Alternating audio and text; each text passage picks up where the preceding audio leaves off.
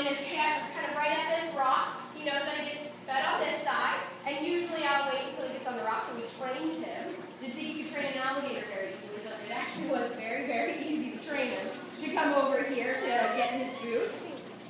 And on the menu today, I have bits of mice.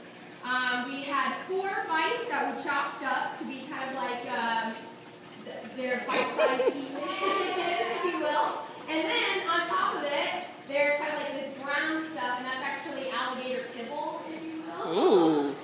So like if you have a dog or a cat, you give them dry food. This is actually the same type of thing with all of the nutrients and vitamins for an alligator. And then I crushed it all up and sprinkled it on top of the mouth as some nice seasoning. Ooh. Pampered crop. Alright, so now he's all the way up here on this rock.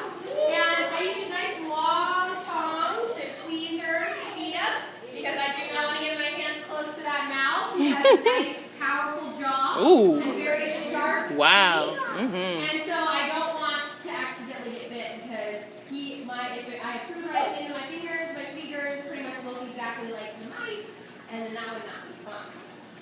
And he's chewing up. Okay, he says He more. is roughly 2.5 years old, and they can live to be pretty old. They can live to be into their 50s.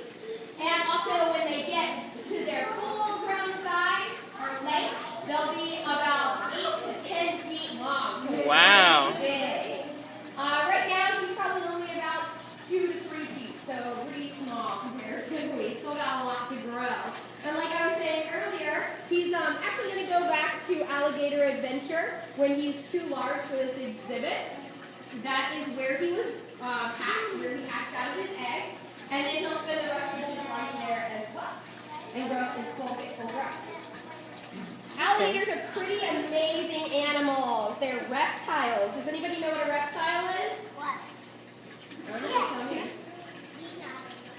Reptiles are pretty cool. Does anybody know what reptiles have all over their body? You want to say something? Yeah? In the pink? You want to tell me? No, you can tell me. I can't let anybody think it. Anybody want to tell me what is all over a reptile skin?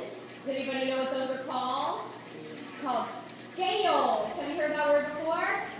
If you haven't, now you've heard it. It's a pretty cool word. So all reptiles have scales all over their body. And so our alligator has those scales all over his body to protect him. Another thing that makes him a reptile is that he is cold-blooded. That doesn't mean that his blood is actually cold. That just means that he gets warm and cold based on what's around him. So if it's hot outside, he'll be hot. If it's cold outside, he'll be cold. And so we put this nice warm light in here, and when he's cold, he can go up and we call basking, or sit right there where that light is and get nice and warm since the heat from that light is shining on him.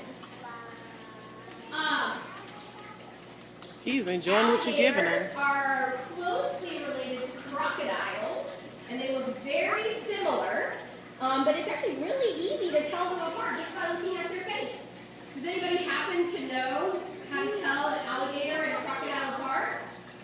Here, we'll have a little guessing session. I have an alligator and a crocodile skull, or face. I would think their nose. What? Does anybody see anything different between these two? Can you look at them? Anybody see the same size animal? Look at the shape of the mouth. So this is a crocodile. Crocodiles have kind of a V-shaped snout. So if I try to get this, you'll see the V. The V-shaped snout. And an alligator has more of a U-shaped snout. Okay.